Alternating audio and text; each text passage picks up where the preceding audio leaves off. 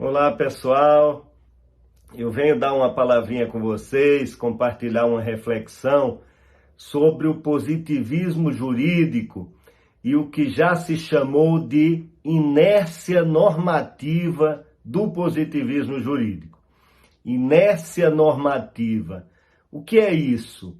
É justamente a ênfase no caráter descritivo do positivismo.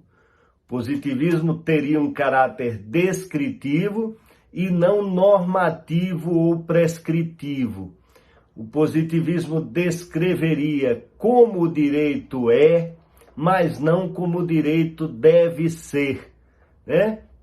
Então, Kelsen, por exemplo, tem essa postura, né, de forma muito clara, essa tentativa de fazer uma descrição científica do que é o direito.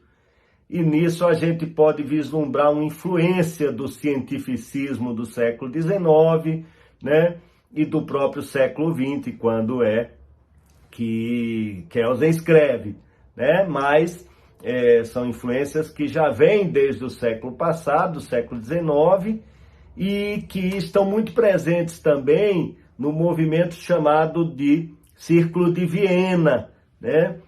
Movimento dos anos 20 e 30 em Viena, no século XX, e Kelsen estava próximo, de alguma forma, ao Círculo de Viena. Então, há essa pretensão de cientificidade. Kelsen chega a dizer: a minha teoria pode ser abraçada por um anarquista, porque o que eu estou fazendo é descrever como o direito é, mas não estou dizendo que deva existir o Estado, o direito, que ele deva ser assim ou assado. Então, um anarquista, que em tese defenderia uma sociedade sem Estado, poderia concordar, aderir à teoria pura do direito, justamente por esse seu caráter descritivo. Então, a rigor, Kelsen, podemos pensar em Hart também e em outros autores, eles não estão, por exemplo, preocupados com a estabilidade das relações jurídicas, a segurança jurídica, né? Em tese, né? Uma autocompreensão, digamos assim, deles. Não seria isso. Eles estão descrevendo o que é o direito, como o direito funciona, né? Mas eles não teriam essa preocupação normativa ou prescritiva.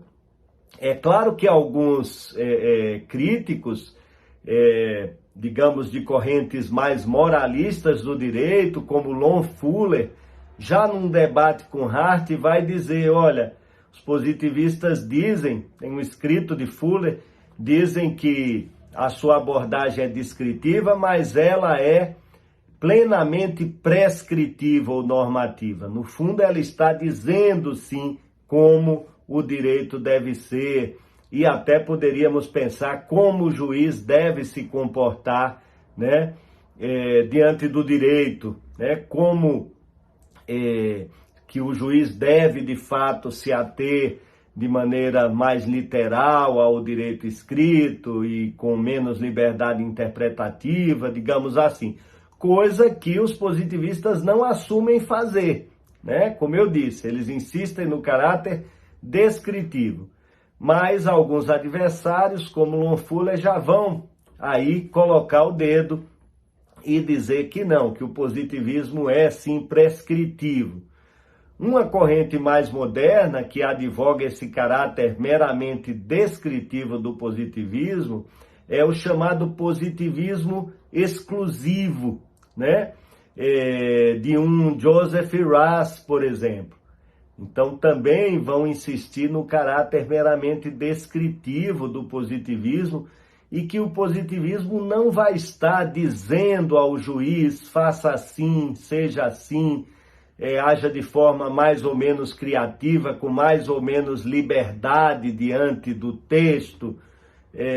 Haas chega a dizer: não tem nada disso. Aqui não vai nenhuma recomendação de como o juiz deve decidir. Então, uma ênfase no caráter descritivo do positivismo E talvez seja justamente no âmbito do positivismo exclusivo que se fala em inércia normativa. O positivismo não faz afirmações normativas ou prescritivas do que o direito deve ser, mas apenas uma tentativa de descrever como o direito é. Agora, muito interessante para encerrar, é que surge uma corrente contemporânea dentro do próprio positivismo que vai assumir o seu caráter prescritivo ou normativo. E ela se chama positivismo ético ou normativo, com autores como Jeremy Waldron. Então, o que esses autores vão dizer é o seguinte: olha, não dá para defender o positivismo em bases unicamente descritivas. Por quê? Porque isso é um problema das ciências sociais, né? Você defender o seu caráter meramente descritivo, porque o homem está inserido num universo de ação, né? Então, de que serviria as formulações meramente descritivas, né? Pelo menos nesse âmbito do direito. Então, esses autores do positivismo normativo vão dizer: nós vamos então defender o positivismo em bases normativas, em bases éticas, né? Em bases programáticas.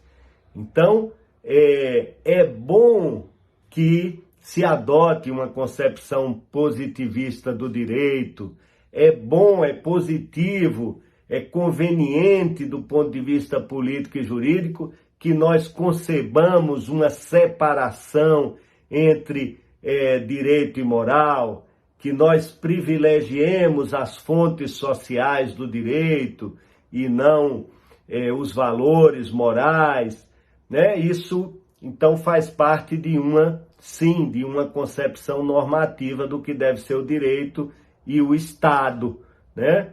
Então, essa é a corrente chamada de positivismo ético ou normativo, né? Justamente que vai, dentro do positivismo, perceber as dificuldades teóricas e talvez práticas desse positivismo que se pretendia unicamente descritivo.